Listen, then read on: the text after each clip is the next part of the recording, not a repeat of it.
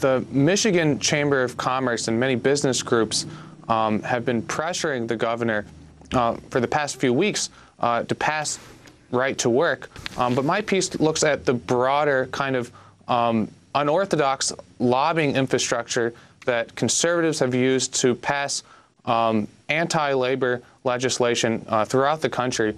In Michigan, there are two large groups that have played a deciding factor here. The Mackinac Center, it's a local think tank in Michigan that kind of mirrors the conservative think tanks in D.C. like AEI or the Heritage Foundation, but the Mackinac Center is only focused on Michigan politics.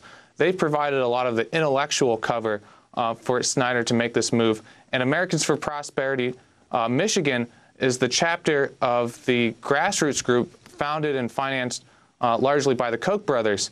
They've been providing the grassroots support for this bill. They've been organizing their members to hold rallies, make phone calls in support of passing right to work. Like any organization, unions want to grow and get larger.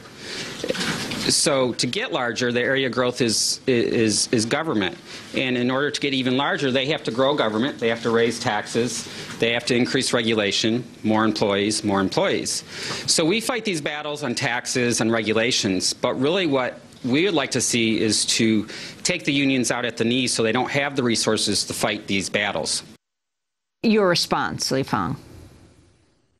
Well, Americans for Prosperity was founded in the mid-'80s by David and Charles Koch as kind of the grassroots organization to advance conservative policies. But over the years, there's evidence to suggest that the group has largely functioned as an appendage of Koch Industries and their political agenda.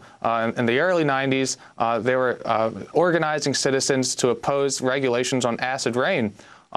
In recent years, they've been organizing citizens to oppose efforts to address global warming, and both of those policies were deeply opposed by the company Koch Industries. Americans for Prosperity over the past 2 years has taken a leading role in going after labor unions. David Koch has gone on record saying that he supported what happened in Wisconsin, and he's going to be using his political advocacy organizations to do similar efforts across the country. So it's not surprising that Americans for Prosperity is taking a leading role here in Michigan. And unlike other advocacy groups that might focus on supporting or trying to solve various problems in society, Americans for Prosperity is more about increasing the raw political power of Koch Industries.